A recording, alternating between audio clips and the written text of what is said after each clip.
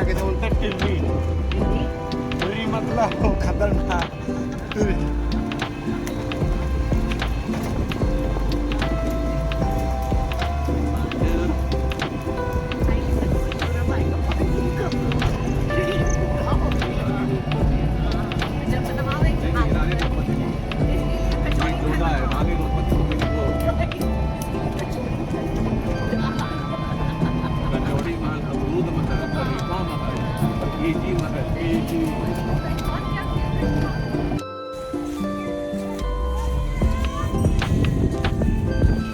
यह है जहाज महल की एंट्री।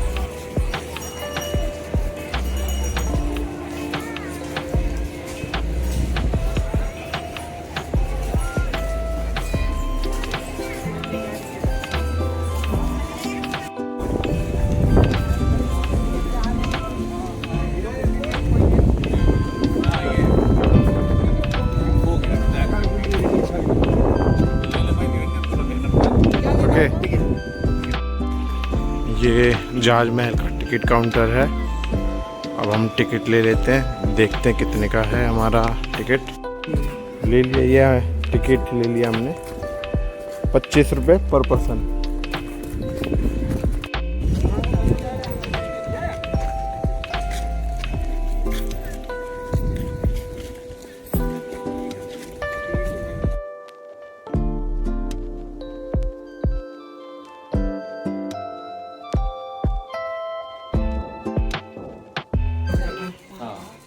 अभी आप लोग जिस जगह पर घूमना है मांडू से मांडू को मांडू के नाम से जानते हैं। मांडू को मांडव, मांडवगढ़, मांडव दुर्ग, मंडपिका, शादियाबाद, आनंद की नगरी, सिटी ऑफ जॉय, ये इतने नामों से जाना जाता है। मांडू जो है विंध्याचल रेंज की लास्ट स्टेज के ऊपर बसा हुआ है। ये 3 चीज़ों से सिक्योर हुआ करता था। विंध्याचल रेंज होने की वजह से खड़ा पहाड़, 10 से 15 फीट की सिक्योरिटी वॉल जो पूरे मांडव फोर्ट को कवर करे हुए थी। और प्रेजेंट में लेपर्ड वगैरह मौजूद है यहाँ पर। उस समय में फॉरेस्ट एरिया घना रहता था, जंगली जानवर ज़्यादा रहते थे, जिसके कारण दुश्मन को यहाँ पर अटैक करने में काफ़ी कठिनाई होती थी।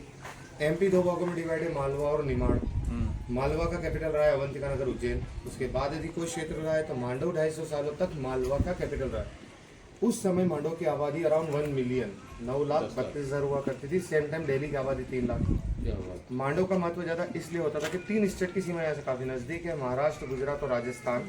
वॉर की कंडीशन में असला, अनाज और पानी, ये 3 चीज़ों की सप्लाई मालवा मांडव से की जाती थी। दूसरा कारण होता था कि दिल्ली की सेना को साउथ में अटैक करना है, साउथ को दिल्ली पे अटैक करना है, तो मालवा मांडव को क्रॉस करके जा सकते हैं, इसके सिवा जा नहीं सकते थे।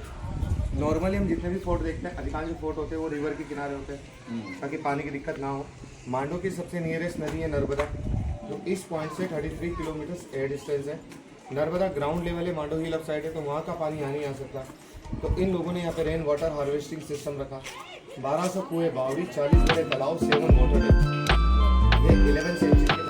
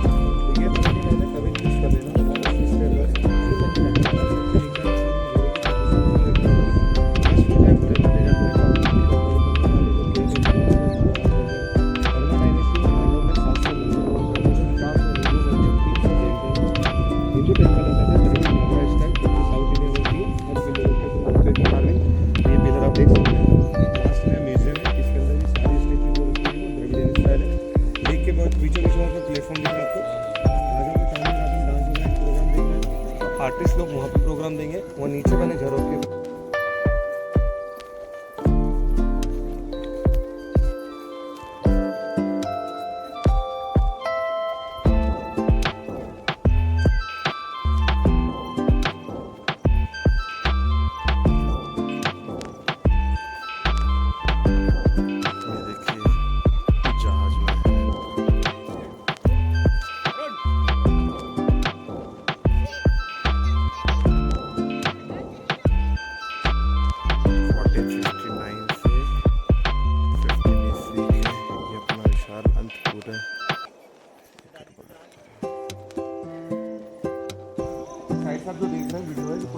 प्रोपोर्शनल सिस्टम बेस पे काम करती थी। जब ये लोग पानी को लिफ्ट करके ऊपर छोड़ते थे, गेट के लेफ्ट हैंड साइड में जो मार्बल वाला पिलर है, इसके अंदर भी एक वाटर चैनल है। वर्ल्ड का सबसे पहला साइफन सिफन सिस्टम यहाँ पे काम करता हो ना, यहाँ से हाँ वो बताओ कॉपी के आमिर के फुट में भी एकदम ढलान होने से पानी काफ़ी स्पीड से आएगा, जिससे वो फ्रंट पे बना हुआ फाउंटेन कंटिन्यू करेगा। अब यहाँ से जो पानी ओवरफ्लो होता था, जो कपूरथला का बोर्ड दिख रहा है, उसके आगे चैनल और टैंक बना हुआ है, पूरा पानी वहाँ जाएगा। वहीं से अंडरग्राउंड चैनल्स के माध्यम से वापस सूरज को रिसाइकलिंग, पानी को वेस्ट बिल्कुल नहीं करेंगे, पिकअप एंड ड्रॉप सेम पे रखेंगे। अब साइफर में एक सिस्टम काम करता है जो पानी अपना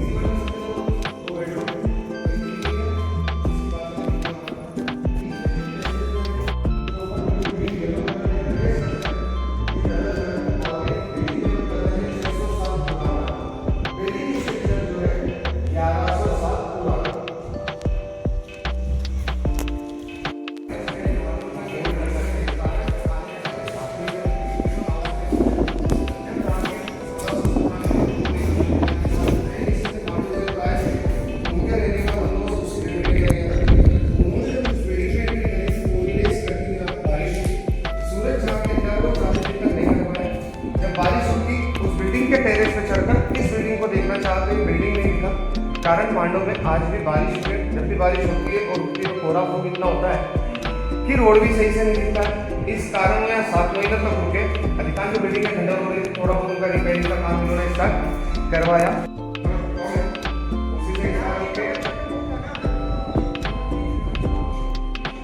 उसी को लेके कार्य बताई, कार्य से 200 साल पुराना है। इंग्लैंड के प्रतिनिधि के रूप में जो आए थे वो थे सर थॉमस लो, डॉक्टर थॉमस लो। और उसी समय ब्रिटिशर्स को इंडिया के अंदर व्यापारिक परमिशन ग्रांटेड की गई। धागे के कारण मुख्य तौर पर मसालों के मांडव से, राइटिंग तौर पर गुजरात के सूरत से, फिर देन कश्मीर से, 1670-80 के बीच में कलकत्ता में फर्स्ट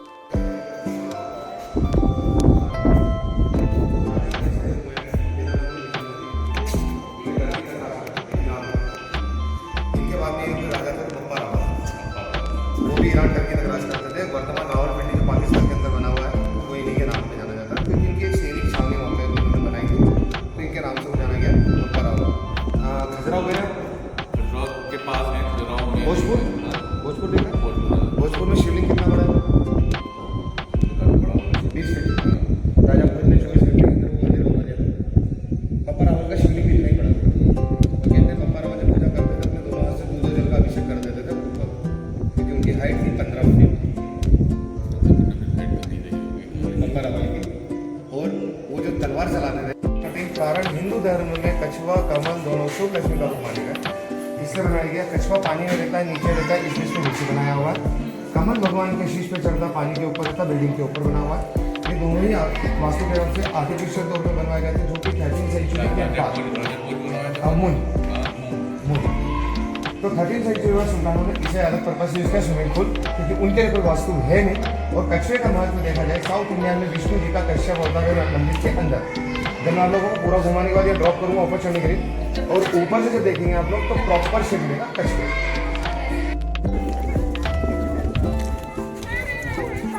ये इसका रेप्लिका है झांझमेल का, अभी 3 साल पहले बना हुआ है। अभी फर्स्ट फ्लोर इसका ऊपर का टूटा हुआ है, तो वहाँ राइट हैंड साइड में लेके बना हुआ है। तो इसको समझना है तो इसको उठा कर ऐसा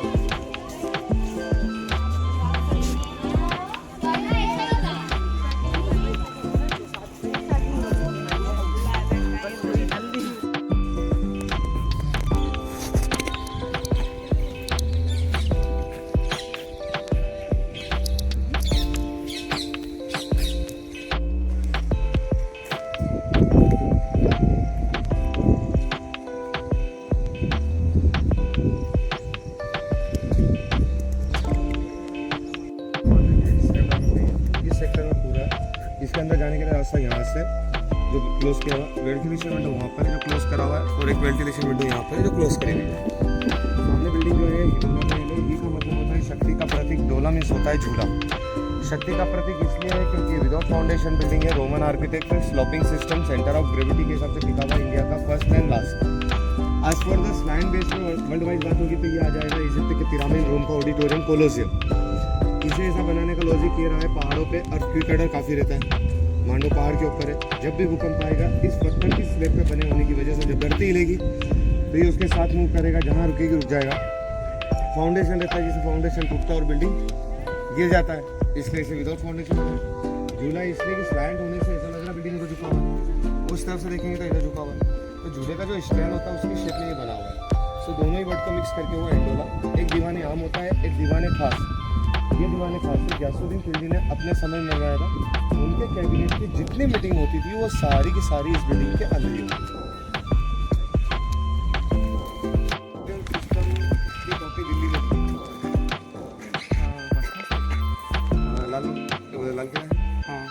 बिहाइंड साइड व्हाइट मार्बल का मोटी बेगम का महल बना हुआ जी वहाँ पे हाँ। वाटर चैनल्स बनी हुई है, जो जहांगीर ने बनवाया था वो यहाँ से कॉपी करके लेके गए थे। और लाल किले के बारे में अभी भी कोई सही से हिस्ट्री बताते नहीं है। जब मैं गया था मैंने गाइड हायर किया था, उन्होंने मेरे को गलत हिस्ट्री बता दी। वो तो मुझे पता था तो वो रहेगा। मोस्टली वहाँ जाते हैं तो लाहौरी गेट का बोलते थे, build by the Jahangir. Red fort बना है किसने तो बोले बिल्ड बाय द शाहजहां। आपको पहले से पता था कि मेरा बेटा किला बनाएगा तो मैं एक गेट बना। फिर वो रखे अंदर जाते थे, एक दीवान हाल आता जहाँ मार्बल का सियासन वगैरह बना हुआ है। अकबर की कचहरियाँ यहाँ पर सस्ती थी। अब दादा को पहले से पता था कि मेरा बेटा गेट बनाएगा, मेरा पोता फोर्ट बनाएगा, तो मैं यहाँ पे दरबार हाल बना के चल गया। राजा के बैठने के लिए चलने के लिए लेडीज के बैठने के लिए फर्स्ट फ्लोर जो आज हॉल बना हुआ, आज मिनिस्टरों को नीचे खड़ा करते थे, इधर फेस करते। जब मिनिस्टरों की एंट्री होती थी ग्राउंड में बने दरवाजे बंद कर दिए जाते थे, कारण वो ये नहीं चाहते थे किसी भी मिनिस्टर की नज़र अंदर की महिलाएं लेडीज पर जाए। जब नीचे से पैक होगा तो क्रॉस वेंटिलेशन सिस्टम गड़बड़ा जाएगा। ओपन रूफ रखा, छत भी बनाया, अफगानी स्टाइल की मेहराब है। अब बारिश में मीटिंग करना है तो क्या करेंगे, लकड़ी का मशीन बनाएंगे, पत्ते डालेंगे, टेम्परेचर पे छत। अब ऊपर से पैक, नीचे से पैक। अब उस समय का वेंटिलेशन तो राइट लेफ्ट में विंडोज दे रखी है, क्योंकि विंटर समर के मुकाबले रेनी सीजन ज़्यादा तेज हवा चलती है। देन स्टार्ट होगा विंटर, छत टेम्परेरी है, वापस से रिमूव कर देंगे। यहाँ से वहाँ तक जितना आप लोगों को दिख रहा है, सर 3 गुना बिल्डिंग और पीछे भी होता था। 50% टूट गया, 25% बंद है, 25% टूरिस्ट देखने के लिए चालू है। ये 6 मंजिल है इमारत हुआ करता था, 4 मंजिल ज़मीन के ऊपर, 2 मंजिल ज़मीन के अंदर। Basement 1, basement 2, basement 1। हाँ, ग्राउंड लेवल यहाँ से वहाँ तक जाएगा। फर्स्ट स्टार्ट टीचर तक, सेकेंड स्टार्ट टीचर तक, थर्ड स्टार्ट टीचर तक, स्टेप बाय स्टेप। इस सेक्टर के अंदर छोटे बड़े सब मिलाकर 400+ रूम होते थे। और ये 1300 साल पुराना बिल्डिंग है, ऑलमोस्ट 7-8 सेंचुरी का। और ये उस समय का सबसे हाईलाइट बिल्डिंग हुआ करता था। इसके बाद में बना था मेहरानगढ़ फोर्ट, राजस्थान, 15 माले का। अच्छा, फर्स्ट फोर्ट जिसके अंदर राजा रानियों को ऊपर नीचे ले जाने के लिए मैनुअल लिफ्ट का यूज़ किया गया।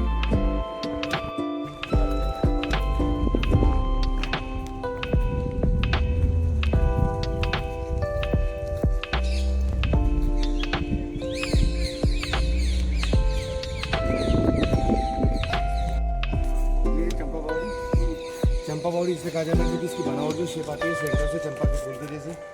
2 चीज़ों के लिए, rain water harvesting and water storage. इस कंपाउंड में कहीं पे भी पानी गिरता था या अभी भी गिरता है, पूरा बारिश का पानी आता ही है। इसका अपना एक लेवल होने के बाद में ओवरफ्लो की कंडीशन में पूरा पानी एक्चुअल हो जाएगा मूस तालाब में। बावड़ी ये वाटर स्टोरेज हो ही रहा है। इनकी एक सोच रही कि 40-50 चैनल उधर देने ज़्यादा बेस्ट है, सारा पानी एक जगह लाते हैं और एक ही चैनल से एग्जिट करवा देते हैं। अब इससे पहले तो स्टेप भी होना जरूरी है, तो बेसमेंट के अंदर आने के लिए स्टेप्स है। एक गेट ओरिजिनल है, एक इसके सामने ही जाते। अभी देखिए आप पानी काला खराब दिख रहा है, कम क्वांटिटी। स्टेबल जो पानी होता है वो सनलाइट पड़ने से सड़ता है, तो ये अभी सड़ा के पहले भी सड़ेगा, तो इसकी इसमें से B1 B2 ग्राउंड को दिक्कत होगी। ये लोग क्या करते थे, मैंने भी पानी यहाँ से लिफ्ट करके यहाँ पे एक टैंक होता था इसमें डालते थे। बहता हुआ पानी सबसे साफ माना जाता है, बहते हुए पानी साफ हो जाता है। तो ये जो चैनल है बेसमेंट वाली वॉल में 1 किलोमीटर की परिधि में घुमा के घूम के फिल्टर होकर वापस ब्लॉकिंग पॉइंट दिए गए। दूसरा फायदा वाटर रेटिंग है।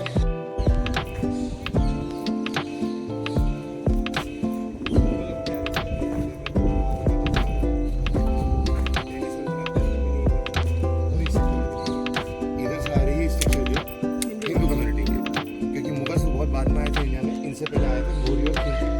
ये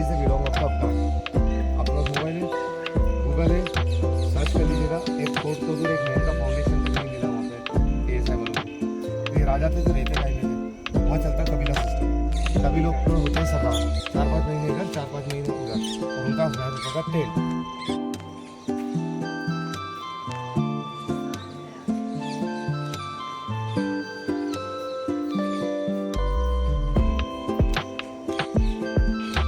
स्नान घर।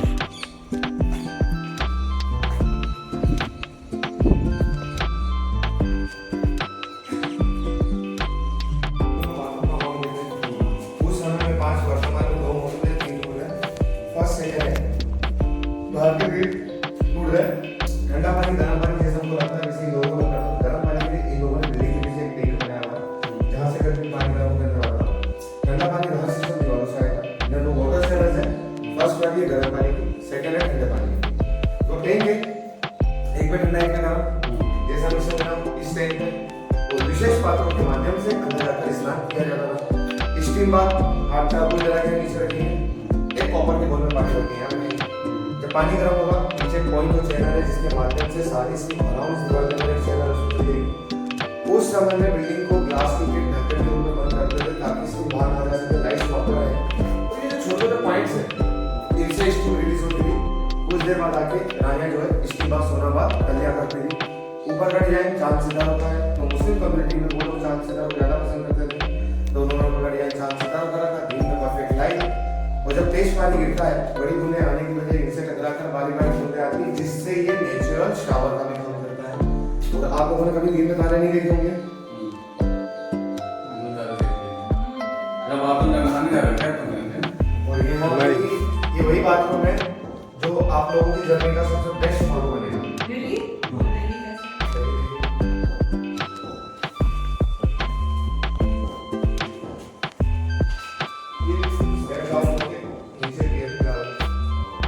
अंदर पेड़ी जा रही है, बट अंदर से कोई रास्ता वगैरह नहीं है, फ्लैट वॉल आ रही है। तो अभी ऐसे वाले भी कंफर्मेशन नहीं कर पा रहे कि ये क्या है, क्योंकि कुछ रास्ता टाइप का होता तो समझ में आता कि हाँ कुछ रास्ता है या कुछ है। टूट के गिर गया स्लैब।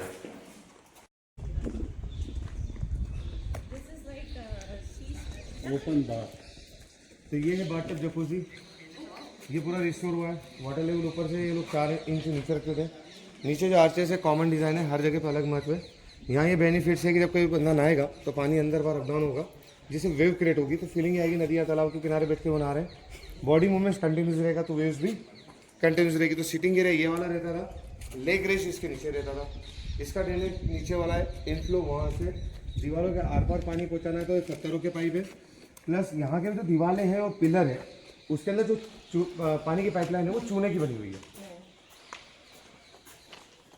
चूने की बनी हुई उससे क्या होता है? पत्थर की बनाने में बहुत दिक्कत आती है। सेकेंडरी चूने का बना हुआ है, तो इसमें चूना गोंद और ये मिक्स करके बांस रखा जाता था। बिल्डिंग स्ट्रक्चर बन ही रहा है, बांस रखा हुआ है। आखिरी स्टेज में उसमें चूने वाला जो लिक्विड फॉर्म है वो डाल देंगे, और उसके बाद जब वो सेट हो जाता है उस बांस में आग लगा दी जाती थी। अच्छा, तो आग लगाने से ये पक जाता है, जैसे ब्रिक पकता है उस टाइप से। अब बांस की बन गई राख, जब पानी फ्लो करवाएंगे तो वो राख हो जाएगी बाहर, प्रॉपर गोल चैनल मिल जाएगी।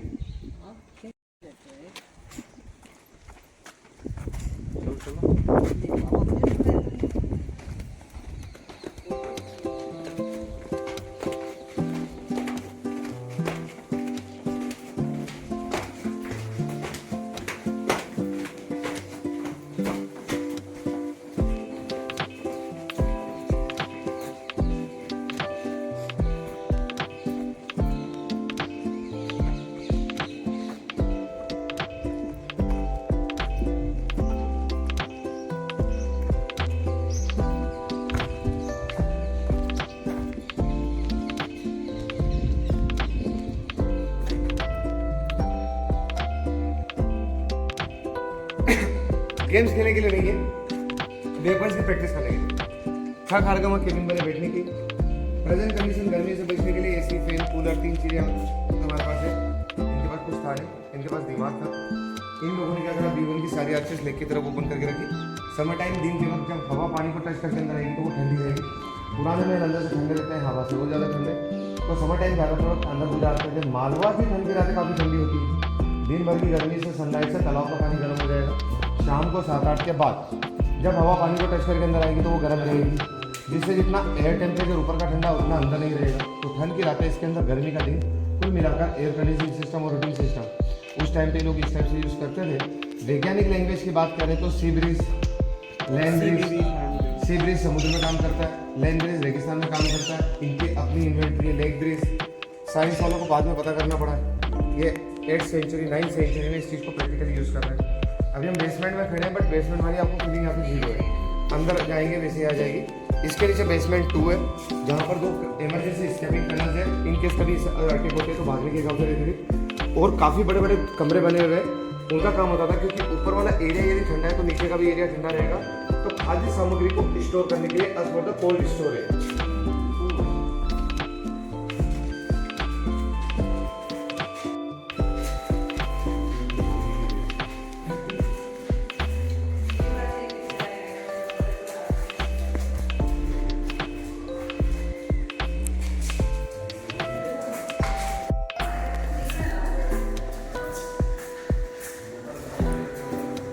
देखिए कितना बेहतरीन किला है।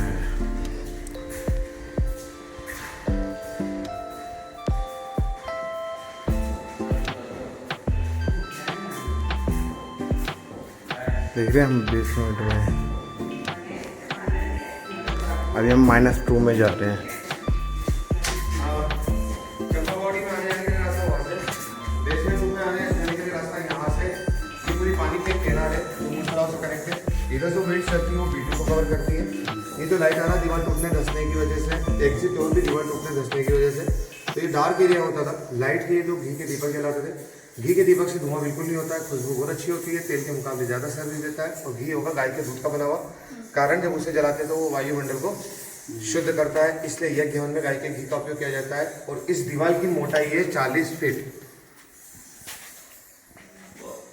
क्योंकि ये पूरा इस पूरे एरिया का नींव है, बेस है। तो इसकी दीवार को मोटा ही इतना बना दिया कि भविष्य में कोई नुकसान हो ही ना। ये दीवार धंसने के कारण हुआ। 40 वो तो ruins हो गई ना, ये धंसने की वजह से। weather